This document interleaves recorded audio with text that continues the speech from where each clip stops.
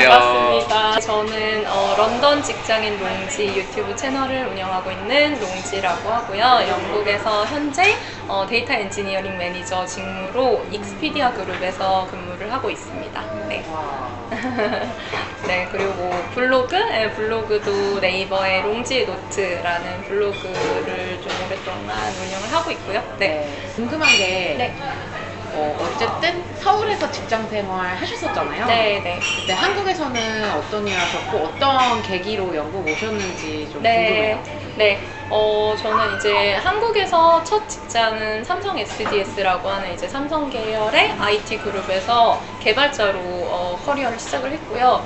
그래서 그때는 이제 자바라고 하는 언어로 주로 일을 해서 자바 개발자 업무를 했었고, 그렇게 자바 개발자로 이제 한 풀스택으로 했었어서 사실 프론트엔드, 백엔드 다 했었어요. 네, 근데 웹 개발을 그때는 위주로 했었고, 웹 개발 솔루션을 만들다가 한 3년 차, 4년 차 되면서 약간 해외로 나가보고 싶다는 생각을 그때부터 했던 것 같아요. 그래서 이제 그때 마침 또 결혼도 하게 되고 영국으로 신혼여행을 오게 돼가지고 그것도 똑같아요, 네, 저희랑. 타이밍이 우와. 타이밍이 그때 그렇게 이렇게 좀 오게 될 운명이었던 것 같아요. 그래서 어떻게 갈까 고민을 하다가 뭐 다양한 경로가 있잖아요. 네. 워홀도 있고 뭐 유학도 있고 어학원도 어학연수. 있고. 네. 근데 이제 제가 석사를 하기로 결정을 했고, 왜냐면 제가 개발자로 일하면서 빅데이터 쪽이나 데이터 사이언스 쪽에 좀 관심이 생겨서 그래서 석사 유학을 통해서 영국에 오게 됐어요, 처음에는. 지금 하고 계신 업무가 어떤 업무인지 좀 더 자세히 설명해 주실 수 있을까요? 네, 사실 이게 엔지니어링 매니저라고 하면은 한국에 없는 개념이니까 네, 여쭤보고 그거를 싶었어요. 네. 한국으로 약간 완벽하게 치환해서 설명하기는 조금 어려운 것 같더라고요. 가끔 질문을 받을 때. 네네. 근데 굳이 이렇게 대입을 시켜보자면 제 생각에는 약간 과장에서 차장 정도의 직급이고, 그리고 이제 어떻게 보자면 역할은 팀장에 가까워요. 왜냐하면은 제가 한 팀을 맡아서 엔지니어링 업무, 그러니까 IT 개발 업무를 이렇게 이끌어가면서 그 로드맵들을 이렇게 개발자들을 이렇게 푸시하기도 하고, 뭐 약간 당근과 채찍을 적절히 가미하면서 스케줄을 맞춰서 딜리버리를 해서 프로덕트를 이제 최종적으로 완성시키는 게 매니저의 큰 폴이고요. 네. 이제 엔지니어링 매니저가 하는 큰 역할을 두 개로 나눠보자면 그게 첫 번째 부분이 될 것 같고, 두 번째 부분은 이제 그 개발자들의 인사를 제가 담당을 하는 거죠. 고가 평가. 네, 그래서 제가 이제 팀장이라고 말씀드린 네. 거는 그런 의미에서 결국은 인재 관리까지도. 그쵸, 맞아요. 약간 그 휴먼 리소스 매니지먼트 쪽을 하기 때문에 이제 매니저라는 직함이 붙게 되는데요. 네. 그래서 지금 제 밑에는 개발자가 7명이 있고, 네. 그래서 그 7명의 국가 평가를 제가 분기별로 하고 뭐 연간으로 하고 이렇게 하는 업무도 좀 큰 부분이에요. 그래서 한국에서도 이제 팀장들이 뭐 국가 평가를 할 뿐만 아니라 약간 커리어 개발도 도와줘야 되잖아요. 네, 성장을. 그쵸. 그치, 팀원들의 성장을 그쵸. 커리어 성장을 돕는 역할도 있고, 그런 거에 약간 믹스처라고 보면 될 것 같아요. 네. 칼자루를 쥐고 계셔. 그래서 개발자일 때보다 네네. 사실 실제로 개발 업무를 할 일은 많이 줄어드는데, 대신 이런 기술들을 쓰면 좋겠다라는 기술 트렌드를 제가 많이 알아보고 약간 POC로, 그러니까 뭔가 샘플로 뭔가를 네네네. 만들어보고 이런 거를 팀 내에서 써보면 좋겠다 이렇게 뭔가 소개하는 그런 역할도 하고요. 네. 약간 그러니까 저는 스타트업에 테크리드? 있어요. 네. 네, 크리드 아니면 약간은 그 CTO가 작은 이제 회사, 그러니까 회사의 CTO도 지금 말씀하신 네. 역할의 또 일부를 또 하는 부분도 있고. 네. 그래서 사실 테크리드랑 뭐 엔지니어링 매니저랑 겹치는 부분도 있고, 네, 뭐 사실 테크니컬 프로덕트 매니저랑 겹치는 부분도 있고, 어느 정도는 그게 조직마다 규모마다 좀 하는 역할 자체가 약간 불분명하게 섞여 있는 것 같아요. 그러면은 또 궁금한 게 지금 매니저가 되시기 전에 네. 저 영국에 오신 다음에 어떤 커리어 패스를 네. 좀 설명해 주실 수 있을까요? 네, 저는 일단 석사는 데이터 사이언스 앤 아날리틱스라고 해서 빅데이터 쪽을 했고요. 근데 그 과정 자체가 이제 데이터 사이언스 쪽도 다뤘지만 빅데이터 프로세싱, 그러니까 데이터 엔지니어링 쪽도 어느 정도 약간 다룬 그런 네. 코스였어요. 그래서 어쨌든 처음 졸업을 하고 나서는 저는 퀀트 애널리스트라고 해서 약간 그 파이낸셜 인더스트리에서 분석 쪽 네. 업무를 했는데, 근데 사실상 그게 상당히 작은 회사였어서 뭐 데이터 엔지니어링 업무도 했고 뭐 개발 업무도 했고 분석 업무도 어느 정도 했고 이렇게 되게 네, 다양한 그런 부분은 거. 잘 이해합니다. 네, 다양한 네. 업무를 하다 보니까 내가 데이터 엔지니어링 쪽이 조금 더 흥미가 있구나, 그걸 그때 알아가게 됐던 과정인 것 같아요.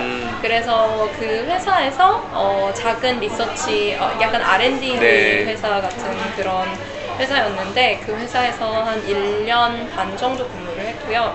그 다음에는 또 이제 파이낸셜 기업으로 또 다른 회사로 옮겨서 그때는 데이터 엔지니어로 취업을 해서 그때 이제 취업 비자를 받아서 영국에 정착을 안정적으로 하게 된 시점이 이제 그때예요. 그때예요? 네. 그래서 그 회사에서도 거의 3년 정도 일을 했고, 그 다음에 이제 지금 익스피디아 그룹으로 이직을 하게 되면서, 이직을 할 때도 데이터 엔지니어로 이직을 했었고요. 네네. 근데 엔지니어로 근무를 하다가 이제 저의 디렉터, 그러니까 제 보스죠. 그 저의 보스가 매니저 롤을 잘 할 수 있을 것 같다. 해서 제안을 해줘서 그때 이제 매니저 쪽으로 커리어 테크 트랙을 변경을 하게 됐습니다. 와, 진짜 네, 많은 걸 경험하신 것 같아요. 그 네. 사이에.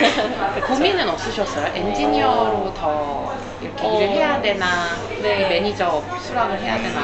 그게 있었어요? 사실 그쵸, 가장 큰 고민이었는데, 이제 엔지니어라면은 자기의 커리어 중반쯤 되면 무조건 약간 고민을 하게 되는 것 같아요. 왜냐하면 한국에서는 자연스럽게 매니저로 넘어가게 되는데, 특히나 해외에서 근무를 하게 되면은, 제가 한국에서 자연스럽게 매니저로 넘어간다고 말씀을 드리는 거는, 보통 과장부터는 개발 업무에서는 손을 떼게 되고 뭐 과장, 관리로. 차장, 부장 이렇게 인사 관리에 조금 더 팀 관리에 초점을 맞추게 되잖아요. 근데 해외에서는 계속 개발자로 쭉 길을 갈 수 있는 방법이 많이 있거든요.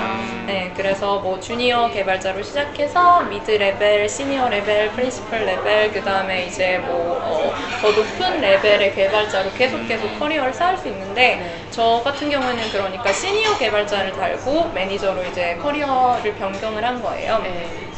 근데 사실 고민이 조금 많이 되긴 했어요. 왜냐면 저는 개발하는 걸 제가 항상 좋아한다고 생각을 했고, 특히 개발자로서는 내가 한 일에 대해서만 평가를 받기 때문에 되게 심플하잖아요. 그래서 내가 이만큼 했다는 걸 증명하기도 쉽고, 조금 팀에서 조금 더 뭐라고 해야 될까요? 좋은 평가를 받기가 네. 쉬운 것 같아요. 네. 매니저에 비해서. 그러니까 공로가 더 그쵸, 확연히, 인정이 딱 보이네. 인정될 수 있는 그런 부분이 있는데, 매니저는 어쨌든 약간 못하면 확연히 티가 나지만 잘하면은 그렇게 뭔가 칭찬을 받을 수 있는 그런 역할이 아니다 보니까 조금 더 전체적으로 뭔가 보는 그런 눈이 있어야 되고, 그래서 그런 특성이 많이 달라서 고민이 많이 됐던 것 같아요. 근데 개인적으로는 이제 지금 매니저 롤로 1년 조금 안 되게 일을 했는데 되게 잘한 선택이라고 생각을 해요. 네. 그리고 항상 네네. 이런 마음이 있었어요. 해보고 안 되면 다시 개발자 하면 되지. 맞아. 네. 그래서 기회가 왔을 때 그냥 시도해보면 해보자. 좋겠다 라는 생각으로. 그런데 진짜 궁금한 게, 여기에서 이제 커리어를 이렇게 안착하기까지의, 그러니까 외국인이기 때문에 좀 겪었던 가장 큰 어려움이 뭐였는지, 또 어떻게 그게 극복하셨는지 좀 궁금해요. 네. 일단 저는 심지어 서울에서 나고 자라지도 않았고 아주 네. 시골에서 네, 서울로 이제 상경을 해서 취업을 하고 뭐 이렇게 했었는데, 일단 가장 큰 어려움은 아무래도 언어가 아닐까 싶어요. 다들 공감하시다시피 첫 번째는 언어, 그리고 두 번째는 문화 차이, 그런 것들. 그래서 언어는 뭐 길게 설명할 것도 없이 일단 처음에는 이 사람들이 하는 말을 100% 알아듣지 못해서 생기는 의사소통의 문제, 그리고 처음에 진짜 취직했을 때는 뭐 미팅에서 그냥 알아들은 척하고 이렇게 했는데 얘네 반응이 조금 이상한 거예요. 예스 했는데 아니면 뭐 오케이 했는데 사실은 뭐 예스 노를 묻는 질문이 아니었거나 그런 것들이 이제 의사소통에서 문제가 되는 것들이 많이 있었고, 근데 그거는 사실 뭐 1, 2년 지나면은 귀가 뚫리고 이렇게 하다 보면 적응이 되는데, 또 다음으로 언어 다음으로 나타나게 되는 게 약간 문화적인 차이인 것 같아요. 왜냐면은 영국인들은 특히나 절대로 직설적으로 자기 의견을 많이 내놓지 않거든요.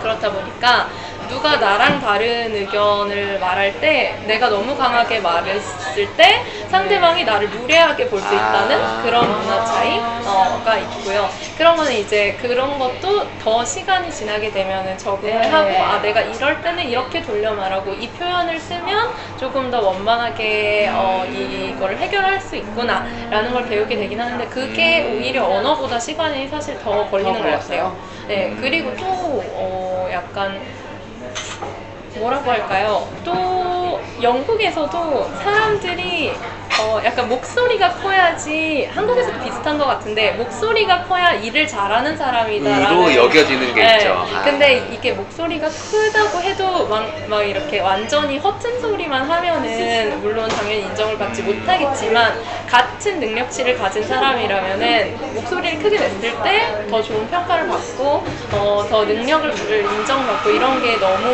큰 것 같아요. 나를 한국보다 어필해야 오히려 되는 거야. 더. 근데 나를 그 어필해야 목소리가 되는 거. 크려면 내가 영어에 자신감이 그쵸. 있어야 될 거 아니에요. 그것도 결국 이렇게 연결이 되네요. 다 연결이 되는 부분인데, 그것도 저는 아직도 이제 완전히 낯선 새로운 뭔가 회사 내 임원을 만나서 내가 뭔가 피칭을 해야 된다고 하면 아직도 엄청 긴장되고 떨리거든요.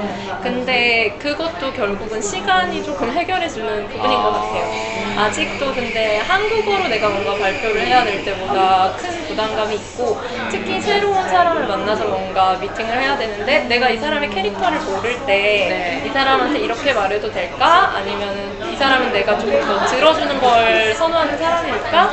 이런 걸 한국어로 대화할 때보다 많이 네. 눈치를 보고 고민을 하게 되는 면이 있는 것 같아요. 대단한 것 같아요. 저도, 그러니까 만약에 영국에서 뭐 취업을 하라고 하면은 엔지니어로서 취업하는, 그러니까 일하는 거는 조금 더 그래도 뭔가 영어보다는 기술적인 거 위주로 하면 되니까 이런 부분에 조금은 피해갈 수 있을 것 같은데, 매니징을 한다는 거는 문화적인 부분 막 이런 부분까지 커버하는 건 좀 진짜 어렵겠다. 네, 생각이 아직도 들어요.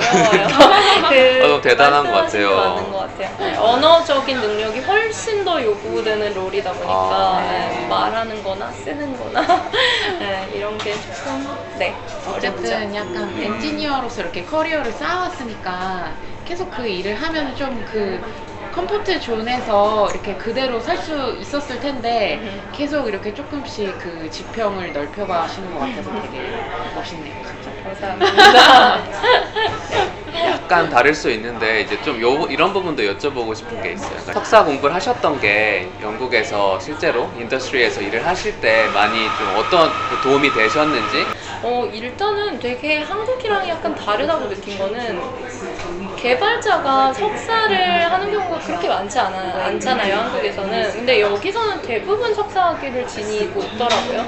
그래서 이게 약간 유럽권이랑 한국이나 미국권이랑 다른 점인 것 같은데, 제가 이제 유럽인 동료들한테 물어봤을 때 석사를 마쳐야 이 친구들은 뭔가 실질적으로 이 학문의 공부를 끝냈다라고 여겨지는 분위기가 있는 것 같더라고요.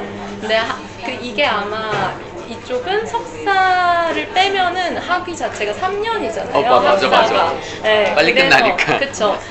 그래서 그렇게 받아들이는 것 같기도 한데, 그런 뉘앙스를 많이 받았고, 실제로도 동료 중에 석사가 없는 사람을 많이 만나본 적이 없어요. 그래서 어쨌든 그렇게 내가 뭔가 퀄리피케이션을 가지고 있다라는 게 첫 번째 의미고, 그리고 두 번째로는 아무래도 그 석사 과정 중에 영국에 대한 문화 아니면은 그러니까 언어적인 측면도 결국에는 그 기간에 되게 상당히 많이 도약을 했던 것 같아요. 이 처음 영국에 딱 와서 만약에 취업을 바로 했다면 내가 얻지 못했을 것들 일단 영국에 친구들이 생기면서 조금 더 이 나라에 정을 붙이게 된 것도 있고 그 친구들을 통해서 아 영국은 이런 문화가 있구나 라는 거를 배우게 된 것도 있고 그리고 어쨌든 그 석사 과정 동안 되게 영어에 많이 노출이 되잖아요. 네. 그래서 사실 그때 거기서 기가, 일단 1차 또 네, 뚫리고. 맞아요. 기가 그때 많이 뚫린 것 같아요. 그리고 또 이제 계속 커리어를 이어가면서 제가 장기적으로는 좀 이제 뭔가 데이터, 헤드 오브 데이터를 목표로 하고 있기 때문에 그쪽이 제가 그 롤을 갖게 됐을 때 결국 데이터 사이언스나 뭐 머신러닝 관련해서도 알아야 되기 때문에 그런 기술적인 지식을 습득하는 데도 아무래도 도움이 많이 되고요. 진짜 여러 측면에서 굉장히 도움이 많이 되셨네요. 그렇죠. 사실 학비가 많이 비싸잖아요. 열심히 뽑아내기 위해 노력을 했었던 것 같아요. 지금까지 너무 좋은 얘기 많이 나눠주셔가지고 네. 저희도 잘 들었고 이제 많은 분들한테도 도움이 될 것 같아요. 이제 마지막으로 이제 다가오는 23년도에 뭐 커리어나 아니면 개인적인 성장 측면에서 어떤 계획이 있으신지 뭐 공유해 주실 수 있는 게 있으실까요? 네, 이제 커리어 측면에서는 또 제가 만약에 매니저로 계속 성장을 한다면 다음 레벨은 이제 시니어 매니저로 성장을 하는 거기 때문에 그 부분에서 제가 부족한 측면을 아무래도 메꾸는데 집중을 할 것 같고요. 그 외에 이제 개인적인 라이프를 보면은 아무래도 육아에 집중을 또 많이 해야 되는 시기인 것 같아요. 아기가 이제 한국 나이로 3살, 여기 나이로 이제 만 2살이 내년에 되거든요. 네, 그래서 좀 더 아이랑 최대한 시간을 많이 갖고 그렇게 집중할 수 있도록 할 거고 또 최대한 사이드 프로젝트로 글도 더 많이 쓰고 네, 유튜브도 찍고 올려주세요. 싶고 네, 한번 노력해보겠습니다. 네. 되게 힘을 얻고 갑니다. 서로 더 자주 갈 수 있었으면 좋겠고 네. 혹시 한국 놀러 오시면 네. 연락 주세요. 네. 식사 한번 하면 좋을 것 같아요. 네. 언제든지. 네. 내일 이제 한국 네, 돌아가시죠. 내일 맞아요. 봐요. 시간이 너무 빨리 갔어요. 네. 기회 되면. 일주일은 왔어야 되는데. 네. 네, 기회 되면 또 나중에 한국이든 영국이든 네, 또 뵐게요. 뵙겠습니다. 네, 좋은 시간 내주셔서 감사합니다. 네, 감사합니다. 다음 달부터 이제 주니어 개발자로 우와, 진입을 축하드립니다. 저는 사실 뭐 계획 임신은 아니었어요. 아니었어요? 코로나가 선물을 진짜. 보여주셔서 감사합니다. 아니, 하고 싶은데 이거는 계획이 없었던. 아니 이게 더 재밌는데? 제가 인생은 또 재밌어요. 아니